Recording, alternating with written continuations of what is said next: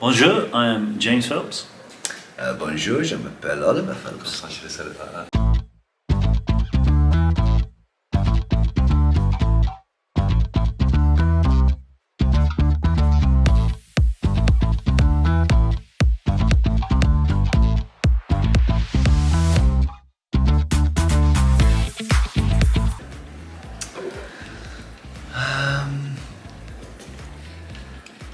It would have to be the Skyvis snack boxes, I think.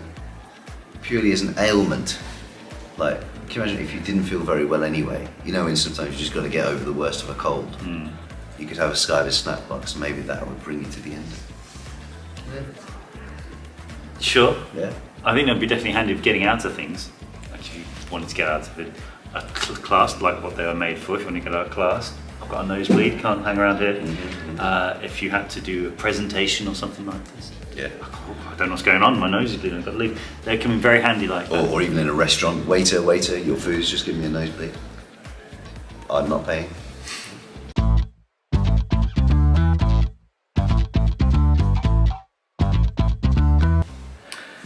So the idea came that we were very lucky when we were doing promotional work for the films. We would go around to all different territories, including in France, and do lots of different things. And we really got an enjoyment for travelling. And we thought there's definitely an idea of showing other people the world of how we travel and things. And that's kind of where the idea of doing a travel show came from.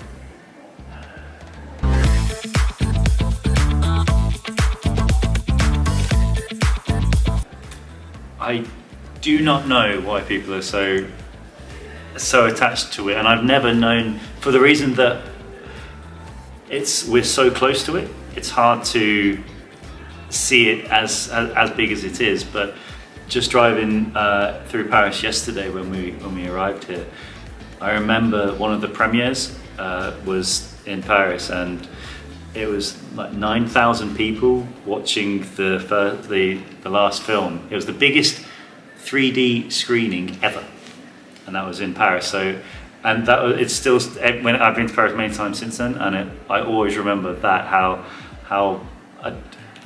as people on the other side of the channel, a completely different language, yet they're all really enjoying it. So I think speak to the guys here today, and they'll probably give you a better answer than I just did.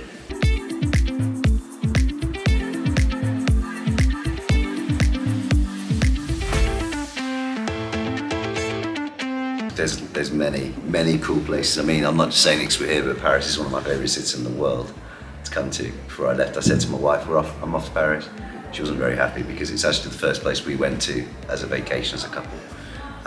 So yeah, France in general, I would say, is one of them. Yes. I think on a good like basically whenever we travel, we try and see as much of a place as possible. And I normally do that by the first morning. I'll go for a run, preferably at sunrise, because then you see the city starting to wake up. And it's amazing how many strange things you see at 7 in the morning in different cities. But we were in a tiny little town in southern Chile, in the very south of Chile, and I did the same thing, went for a run. But there were boats coming back from fishing, and things that I never would see that normally. But that kind of thing really still stays with me about what makes the city work, and what it is are people that are obviously there.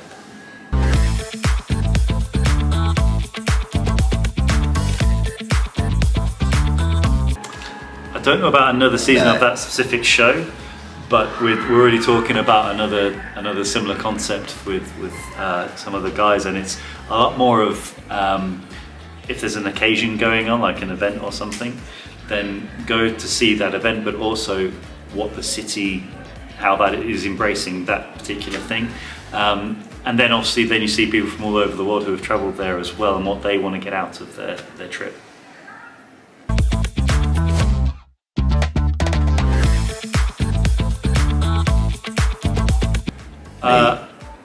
No, hang on. Me. I would put Me. You've never. When the four of us have played, you've never won. Me. Handicap is. Doesn't matter about handicap. Handicap I is. would put either Oliver or myself then Tom, then Matt probably. You haven't. Okay, you're going to get our competitive side now because you haven't beaten me in a long time.